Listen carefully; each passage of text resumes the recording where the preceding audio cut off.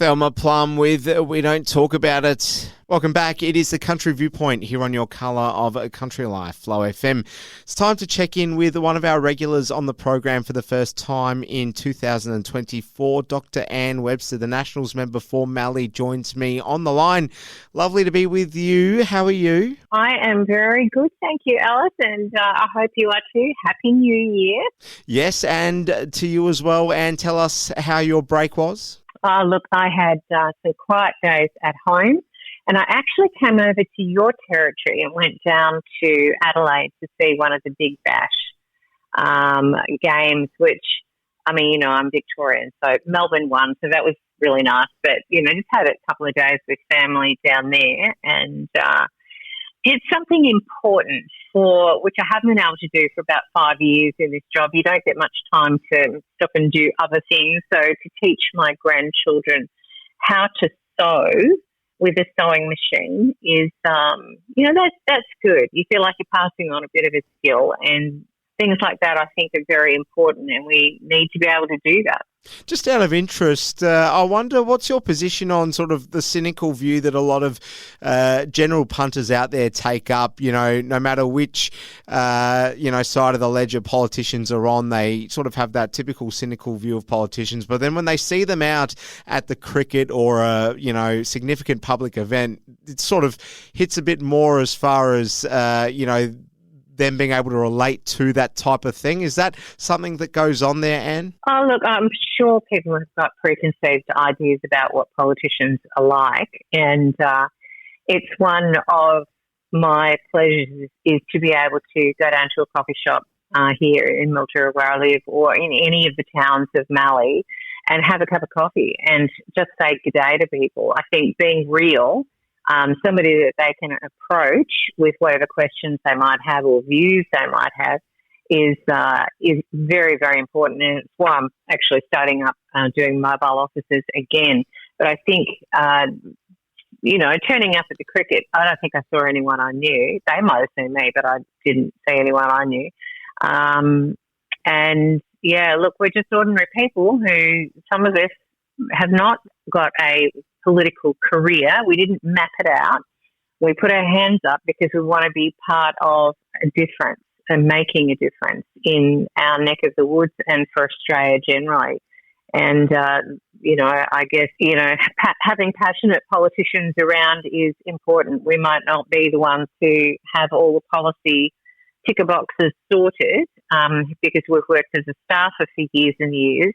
But frankly, I think when we're attached to our electorates and we're real people, we do bring something to the table that those professional politicians don't. Yes, it's very easy to sometimes forget that pollies are real people. They're not robots. But we'll get into our agenda. And I want to ask you first, Anne, about a very significant rally that's going to be held in Canberra next month. This is in relation to the promotion of renewable energy, and you'll be addressing this rally as well. Just bring our listeners up to speed on what this is all about. Yeah, look, people might be aware that over the last 12 months in particular, I've been actively supporting farming communities who are being railroaded with transmission lines or wind farms or even rare earth mining. All of those things are really stepping on, literally, agricultural land and in some cases, generations of farming and farmers who that is threatened into the future because of these projects. And Labor, in particular in Victoria, have been railroading Mallee constituents, in particular with regard to the NI West. It is all connected, whether it's rare earth mining, which theoretically goes into batteries and, as well as defence materials. That is part of the wind farms and the solar farms and the transmission lines. All of it is impacting on agricultural land. And my view is that protecting prime agricultural land is a priority. And likewise, our pristine native bushland. I was talking with Darren Chester this morning on the phone, and down in Gippsland where he is, they've got offshore wind farms. There was an article in the Australian about it today. And there are very few people who actually live along the coastline where they're proposing to have these ocean-based wind farms. That is a better option in both of our views. It's a better option than taking up agricultural land.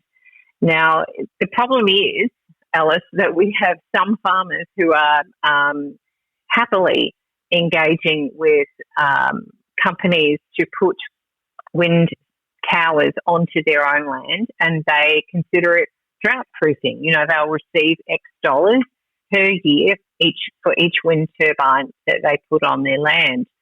Problem is, the neighbours are impacted, the community is impacted. And what I've seen over the last 12, 18 months is that communities are being divided and fragmented because these are not just a personal decision. It impacts the whole of the community. So my engagement at the Renewables Rally in Canberra is actually the next step for all the other rallies that we've held at St Arnaud and in Spring Street in Melbourne, and the meetings that we've had in Charlton as well. This one's, and in Canberra for that matter. And now this is another one in Canberra, and it is involving New South Wales and Queensland as well as Victorian farmers who feel very strongly about the renewables push and what it means to them. Now, there are going to be different views at that Reckless Renewables Rally, and there are some who just don't want any renewables at all. But in my view, in representing Mallee, there are some who believe that some renewables is a good thing. And I have to take that on board as well. What we want is reliable, affordable, sustainable energy into the future. And at the moment, the push being made by Labor is not that.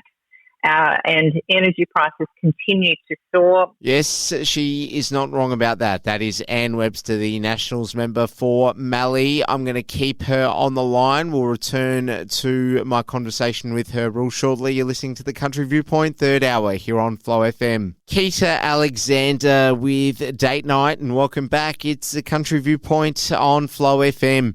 I've got Anne Webster on the line, the Nationals member for Mallee. Just on the subject of farmers and farmers in your community, have you had anyone raise any concerns to you about the frustrations that we're seeing with regards to the farming community of Australia about all the forecasts that were put out by the Bureau of Meteorology, etc., going into the back end of last year about the apparent very hot summer that we were going to have, which hasn't exactly transpired? A lot of farmers took that advice as gospel to prepare for all those conditions, and we haven't quite seen it pan out that way. Obviously, there would be frustration there, Anne. Oh, there absolutely is.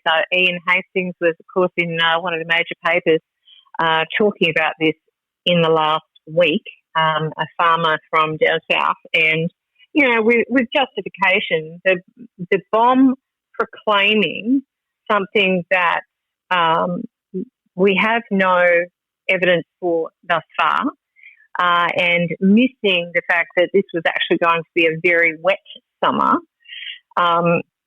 really created a lot of problems, particularly for farmers who have livestock. They sold off because they didn't want their animals dying in a drought. Farmers do rely on their reports, on their BOM's long-term report, as well as obviously the short-term.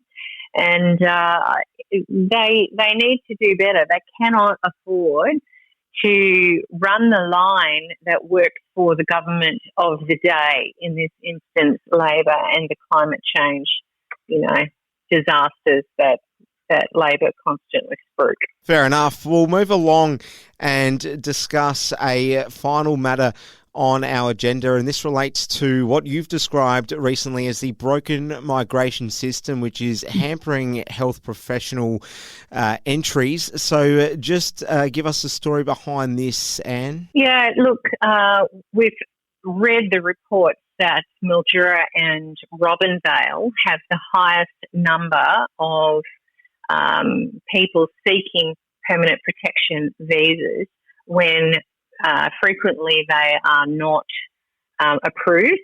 So it means that somebody whose visa is running out, they shouldn't be here, and the Department of Home Affairs decide, no, they don't have a right to be here. It's not justifiable for Australia to give that permanent protection visa. They have effectively extended their time in Australia significantly simply by putting in the application.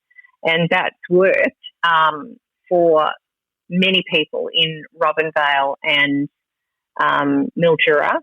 And all it does is take up time and energy. And I've actually made the suggestion that we need a local office for Department of Home Affairs, given that Mildura and Robinvale are the highest in Australia for this kind of event. If we had local people that these would-be migrants, would-be Aussies, could go into and say, look, this is the status, this is my story, is there a chance that I can get a PPV? It might cut that application list down significantly. So, that of course we're not in power, we don't get to decide those things, but I think that it would be a pretty good idea, frankly. Dr. Anne Webster, the Nationals member for Mallee. It's been a very busy first segment with you back here in 2024, and I certainly look forward to catching up with you again. All the very best in the next few weeks. I'm sure there's going to be plenty on your desk, as there always is. Thanks for making time for us, and all the best to you. Thank you so much, Alice. Have a good day. Anne Webster, the Nationals member for Mallee, rounding out our Tuesday edition of the program. We'll tie it all together after these messages. Stay tuned.